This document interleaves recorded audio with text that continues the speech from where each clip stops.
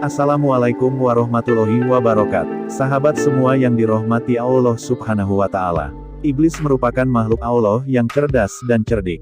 Iblis menjadi musuh yang nyata bagi umat manusia.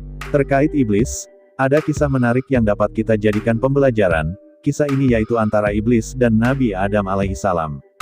Seperti yang dijelaskan di laman web NU Online sebagai berikut. Sahabat, tak ada yang meragukan kehebatan iblis. Ia dikenal sebagai makhluk yang memiliki banyak ilmu. Kehebatannya ini tidak ada yang menandinginya. Sayangnya, iblis ini menjelma menjadi makhluk yang sombong alias takabur, merasa paling hebat sejagat. Setidaknya, ada 3 hal yang membuatnya demikian. Pertama, iblis merupakan penghuni surga. Diriwayatkan dari Anas, Abu Sholih dari Ibnu Abbas dan Murrah al-Hamadani dari Ibnu Mas'ud mengatakan, bahwa iblis merupakan bagian dari kabilah malaikat. Dia disebut jin karena menjadi penjaga surga, Khuzan al-Jannah. Hal itu yang membuatnya menjadi makhluk yang takabur. Lihat Syekh Izzuddin Ibn al-Atsir. Al-Kamil Fit Tarikh Juz 1. Beirut, Darul Kutub Al-Ilmiyah 2003 halaman 24. Hal lain yang membuat iblis sombong adalah keilmuannya yang tidak ada padanannya. Sayyidina Abdullah bin Abbas menyampaikan bahwa makhluk bernama Azazil itu merupakan malaikat yang paling kuat dalam hal ijtihadnya dan paling banyak ilmunya. Namun, justru kehebatannya tersebut membawanya terlena menjadi sombong. Lihat Syekh Izzuddin Ibn al-Atsir, Al-Kamil Fit Tarikh, Juz 1, Beirut, Darul Kutub Al-Ilmiyah, 2003, halaman 24. Rasisme iblis juga takabur karena fisiknya yang terbuat dari api. Dengan begitu, ia merasa lebih mulia dari Nabi Adam alaihissalam karena terbuat dari tanah. Menurutnya, api lebih baik dari tanah sehingga enggan melaksanakan perintah Allah Subhanahu wa Ta'ala untuk bersujud kepada Bapa manusia itu.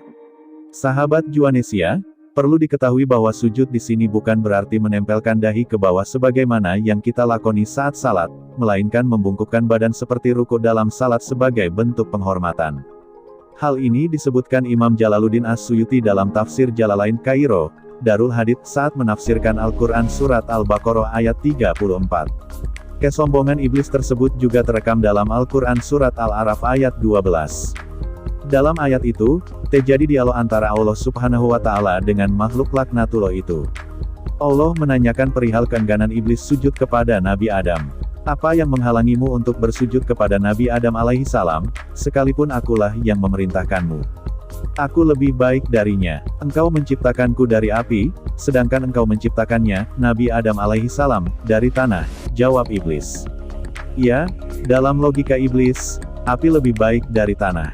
Kiai Haji Muhammad Abbas Billy Yahshi, pengasuh Pondok Buntet Pesantren Cirebon, dalam suatu ceramahnya di Jakarta Islamic Center pada peringatan Malam Nuzulul Quran tanggal 29 Juli tahun 2013, menyampaikan bahwa argumentasi iblis menolak perintah karena tidak sesuai dengan nalar dan logika yang diyakininya benar. Kiai yang menamatkan studi pendidikan tingginya di India itu menambahkan bahwa iblis mengaku lebih senior dari Nabi Adam alaihissalam.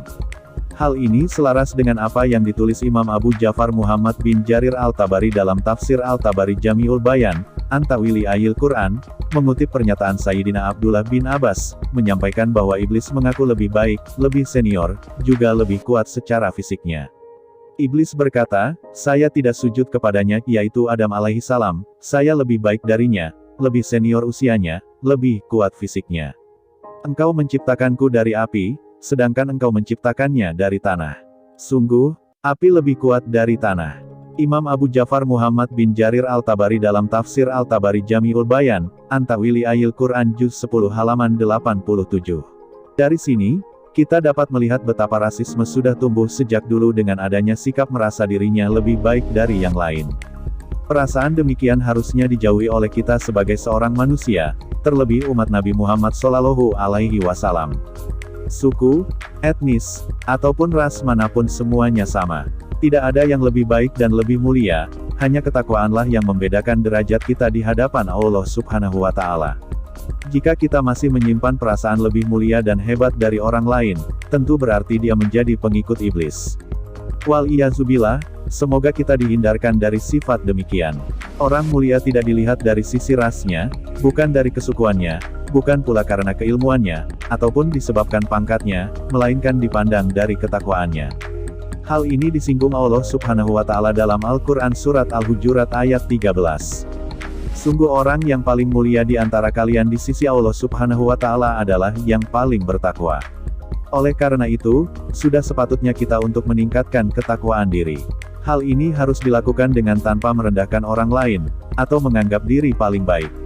Sebab, sifat itulah yang dimiliki oleh iblis. Tentu kita tidak mau disamakan dengan makhluk terlaknat itu, bukan? Demikian kisah iblis yang sombong dan tidak mau melaksanakan perintah Allah Subhanahu wa Ta'ala, sehingga membuat Allah murka padanya.